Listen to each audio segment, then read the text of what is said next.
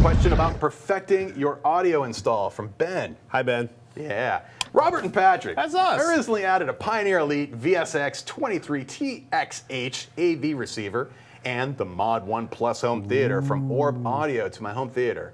I watched the helpful surround sound speaker placement episode, but now I'm wondering how to go about calibrating my system for optimal audio.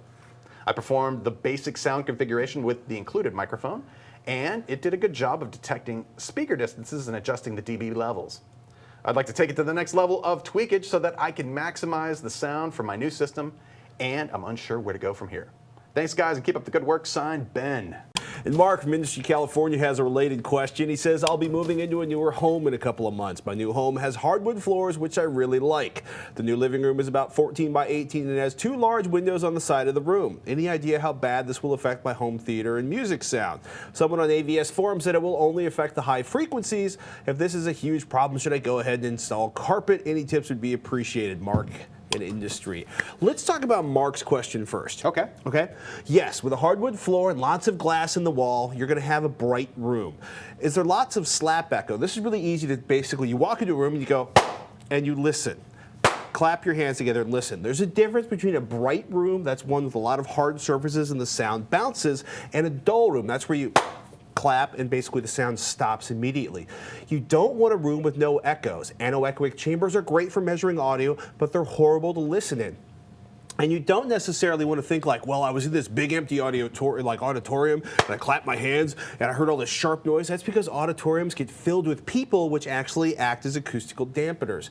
Just do yourself a favor. Do this after the furniture is in. It's amazing what a couch and chairs and curtains and books or posters on the walls can do. A super bright, echoey room, though, for example, your living room with no furniture and a hardwood floor will muddy conversations off the surround sound, and it'll be fatiguing to listen to because it'll be very bright, very sharp. The glass and the wood floor will emphasize the high end. For example, this studio was about impossible to record until we modified it so it didn't reflect as much audio. I would wait on the carpet. I got a buddy that sells boats for a living. He says, look, you sail it first, you'll find the problems, then you start fixing it, because there's nothing worse than spending thousands of dollars of rearranging things and finding out that your ideas, which you didn't test first, sucked. You might actually like the way the room sounds. I would say get curtains for the windows. It'll block the ambient light. It'll absorb reflected audio.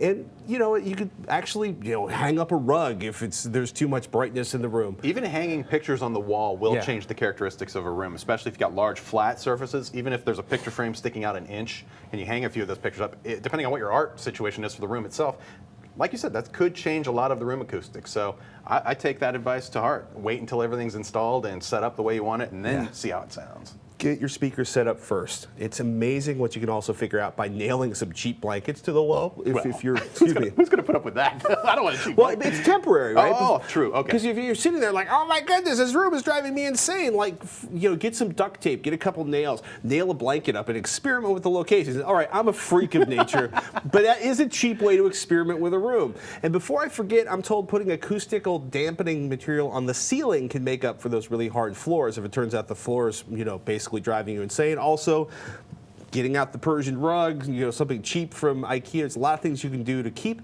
those beautiful wood floors in place and have decent audio. That brings us back to Ben. Ben, what you really want to do is dial in your speaker and subwoofer locations first, then start thinking about tuning the room. If you have the money, have it done by an acoustician. Everything I've ever read online about a guy named Bob Hodes pretty much says this guy came in and he made everything sound amazing. And Mr. Hodes does that because he's experienced and because he has sophisticated tools that he uses to well-tune rooms at places like Abbey Road and Lucasfilm. These people have high standards.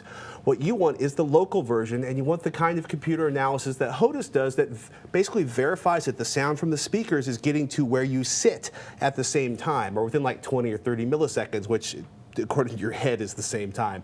Hodes created source independent measurement. It's a type of software that analyzes how your speakers in your room interacts.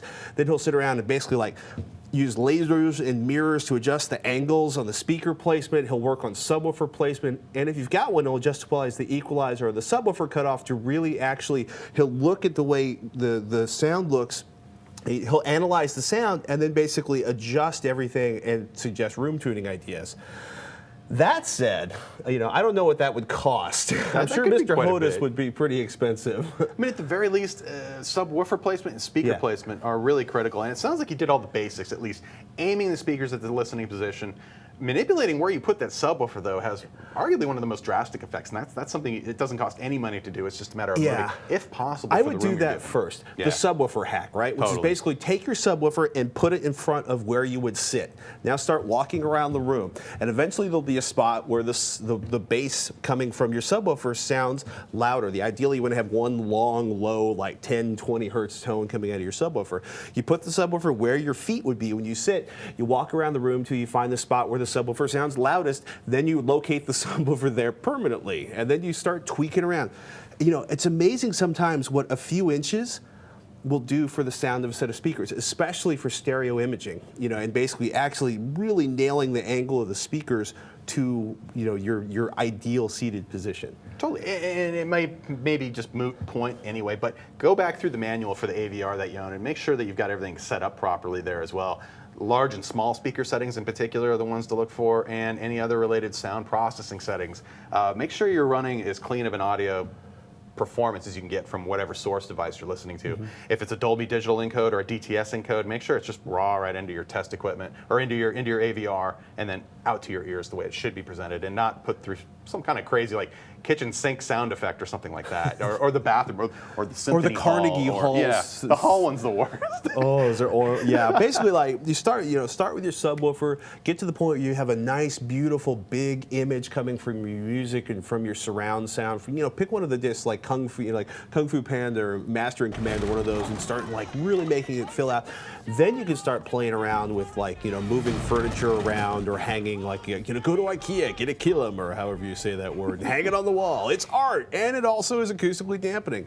Because when you start playing around with look at RealTraps.com and Michael Green, his audio, does room tunes, because you can spend a lot of money playing around with your room. And there's some people that argue that these are really effective for smaller rooms because 14 by 18 really isn't that big, or they're only really good for bigger rooms, or they don't really work at the low end because you need a huge trap to trap the low end. Start simple, start with your speaker placement, then start tweaking the room.